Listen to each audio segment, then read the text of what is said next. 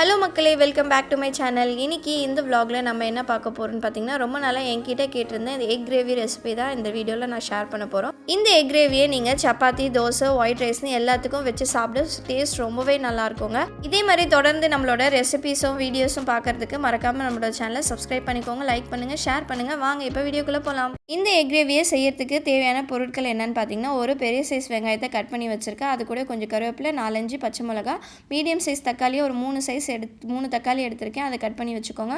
கொஞ்சம் கொத்தமல்லி, புதினா, பாயில்டு எக்கை வந்து 2 இந்த மாதிரி கட் பண்ணி வச்சுக்கோங்க. கூட கொஞ்சம் இஞ்சி பூண்டு பேஸ்ட். இதெல்லாம் தான் தேவையான பொருட்கள். மசாலா மட்டும் நான் என்ன ஆட் பண்ணணுன்ட்டு நான் செய்யும் போது சொல்கிறேன். வாங்க இப்போ எக் கிரேவியை எப்படி செய்யலான்னு பார்க்கலாம். இப்போது ஒரு கடாயில் தேவையான அளவு எண்ணெய் ஊற்றிக்கலாம். கொஞ்சமாக ஊற்றிக்கோங்க. அதுக்கப்புறம் தேவைப்பட்டுச்சுன்னா நீங்கள் ஆட் பண்ணிக்கலாம்.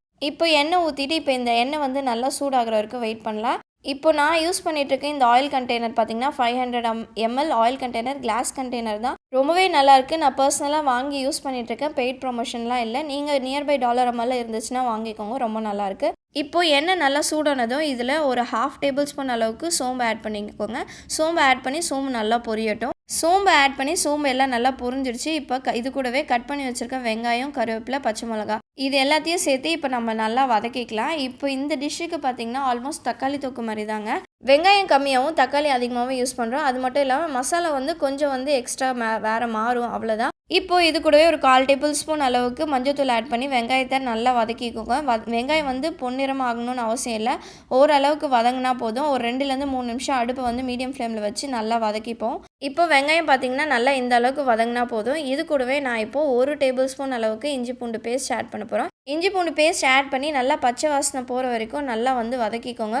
ஒரு 2-3 நிமிஷம் வதக்கினா போதுங்க. நம்மளுக்கு அந்த பச்சை வாசனை வந்து போயிட்டுருக்கும். ஸோ இப்போ நல்லா வந்து மிக்ஸ் பண்ணி விட்டுக்கலாம். இப்போது நம்ம கட் பண்ணி வச்சுருக்க தக்காளி இது கூட சேர்த்துக்கலாம். தக்காளியை சேர்த்துட்டு இது கூடவே பார்த்திங்கன்னா கொஞ்சமாக உப்பு சேர்க்க போகிறோம். உப்பு சேர்த்துட்டு நல்லா வந்து கலந்து விட்டுட்டு ஒரு 10-15 நிமிஷம் அடுப்பை மீடியம் ஃப்ளேமில் வச்சு தட்டு போட்டு மூட போகிறோம். எதுக்காக பார்த்திங்கன்னா இந்த தக்காளி வந்து நல்லா குழஞ்சிருக்கணும். அப்போ தான் வந்து நம்மளுக்கு அந்த கிரேவி நல்லாயிருக்கும். நீங்கள் இதை வந்து அரைச்சி கூட சேர்த்துக்கலாம், நல்லா தான் இருக்கும். அது பார்க்க கொஞ்சம் வித்தியாசம் இருக்கும். பட் டேஸ்ட் எதுவும் வித்தியாசம் இருக்காது, நல்லாயிருக்கும் பார்க்குறது. நீங்கள் அரைச்சி கூட நீங்கள் இதை வந்து தக்காளி வந்து யூஸ் பண்ணிக்கலாம். இப்போ பார்த்திங்கன்னா தக்காளியை கலந்து விட்டாச்சு. இப்போ தட்டு போட்டு ஒரு 10-15 நிமிஷம் மூடி வச்சிடலாம். இப்போ பார்த்திங்கன்னா 10 நிமிஷம் கழித்து நம்ம இப்போ தட்டை ஓப்பன் பண்ணி பார்க்கலாம். நீங்களே பார்த்தா தெரியும் நம்மளுக்கு தக்காளியெல்லாம் நல்லா ஸ்மாஷ் ஆகிருக்கு. இந்த அளவுக்கு தக்காளி ஸ்மாஷ் ஆகிருந்தால் போதும். இப்போ லைட்டாக கலந்து விட்டுட்டு இப்போ இந்த கிரேவிக்கு தேவையான மசாலா ஆட் பண்ண போகிறோம். நான் ஆட் பண்ணுறது எல்லாமே பார்த்திங்கன்னா வந்து வெறும் 3 மசாலா தான் நான் எப்போவுமே ஆட் பண்ணுவேன். என்னெல்லாம் பார்த்திங்கன்னா ஃபஸ்ட்டு வந்து சில்லி பவுடரு, வெறும் மிளகாத்தூள் ஆட் பண்ணிக்கலாம்.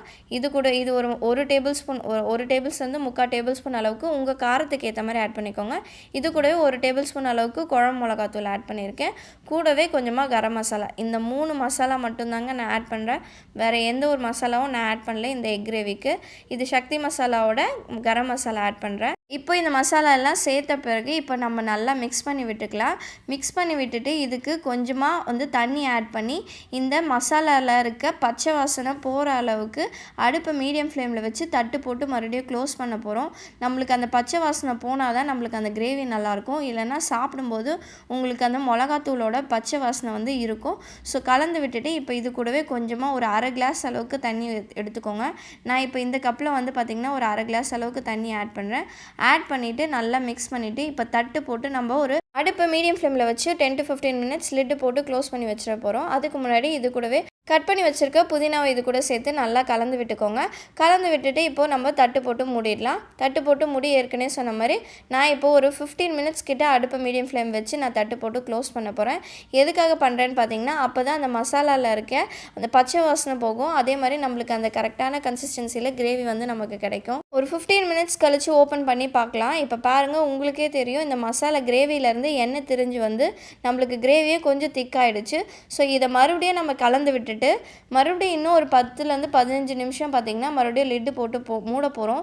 எதுக்காகன்னு பார்த்தீங்கன்னா அப்போ தான் வந்து நம்மளுக்கு அந்த கிரேவி கன்சிஸ்டன்சி கிடைக்கும். ஸோ இப்போ லிட்டு போட்டு மூடிடலாம். இப்போ பார்த்திங்கன்னா செகண்ட் டைமாக 15 மினிட்ஸ் மறுபடியும் தட்டு போட்டு க்ளோஸ் பண்ணியிருந்தேன். ஓப்பன் பண்ணி பார்ப்போம். உங்களுக்கே பார்க்கும்போது தெரியும் இதுக்கு முன்னாடி இருந்த கன்சிஸ்டன்சி கன்சிஸ்டன்சியும் இப்போ மறுபடியும் செகண்ட் டைம் நான் கலந்து விட்டு தட்டு போட்டு மூடி வச்சுருந்தப்போ கிடச்சிருந்த கன்சிஸ்டன்சியும் எப்படி இருக்குன்னு உங்களுக்கு பார்க்கும்போதே தெரியும். இதுக்காக தான் பார்த்தீங்கன்னா நான் வந்து அப்பப்போ கிளறி விட்டுட்டு 2 வாட்டி நான் தட்டு போட்டு மூடி வச்சுருந்தேன். நம்மளுக்கு அப்போ தான் வந்து அந்த கிரேவியோட கன்சிஸ்டன்சி கிடைக்கும். இப்போ நான் உங்களுக்கு ஜூம் பண்ணி காட்டுறேன், நீங்களே பாருங்கள். அந்த மசாலாலேருந்து எண்ணெய்லாம் திரிஞ்சு வந்து கிரேவியோட கன்சிஸ்டன்சி எவ்வளோ சூப்பராக வந்து இருக்குன்னுட்டு. ஸோ இதெல்லாம் பார்த்துட்டு தான் வந்து நீங்கள் வந்து அந்த கிரேவியோட ரெசிபி கேட்டிங்கன்னு நினைக்கிறேன். ஆனால் இது ரொம்பவே சிம்பிளான ரெசிபிங்க. நீங்கள் நான் சொன்ன மாதிரி கரெக்டாக ட்ரை பண்ணி பார்த்தீங்கன்னா உங்களுக்கும் இதே மாதிரி கிரேவி வந்து சூப்பராக கிடைக்கும். ஸோ மறக்காமல் ட்ரை பண்ணி பார்த்துட்டு எப்படி இருக்குன்னு சொல்லுங்கள். இப்போ இது கூடவே கட் பண்ணி வச்சுருக்க பாயில்டு எக்கெல்லாம் நான் எப்படி வந்து உல்ட்டாவாக போடுறேனோ அதே மாதிரி எக்கு வந்து வச்சுடுங்க. எதுக்காகனா அப்போ தான் அந்த மசாலாவும் எக்கும் நல்லா வந்து மிக்ஸ் ஆகும், உள்ளே இறங்கியிருக்கும், டேஸ்ட்டும் நல்லாயிருக்கும். இப்போ இதை வந்து சேர்த்துட்டு இது கூட கொஞ்சமாக கொத்தமல்லி மேலே தூவிட்டு அடுப்பு ஒரு 5 நிமிஷம் தட்டு போட்டு மூடி வைக்க போகிறோம். 5 மினிட்ஸ் கழிச்சு ஓப்பன் பண்ணி பார்ப்போமா? பாருங்கள், உங்களுக்கே தெரியும் நம்மளோட எக் கிரேவி எவ்வளோ சூப்பராக வந்து ரெடி ஆகிடுச்சுன்னுட்டு. நான் உங்களுக்கு எடுத்து காட்டுறேன் பாருங்கள். எக்கையும் கிரேவியும் எடுக்கும்போது கொஞ்சம் பொறுமையாக எடுங்க, இல்லைனா எக்கு வந்து உடஞ்சிடும்னா அது வந்து கட் ஆகிடும், அது பார்க்க நல்லா இருக்காது. ஸோ கொஞ்சம் பொறுமையாகவே எடுங்க. இப்போ இதுக்கு மேலே கொஞ்சமாக வந்து நான் கொத்தமல்லி தூவிட்டு அடுப்பை ஆஃப் பண்ணிட்டேன். இந்த எக் கிரேவியை நான் இன்றைக்கி ஒயிட் ரைஸ் கூட தாங்க வச்சு சாப்பிட்டேன்.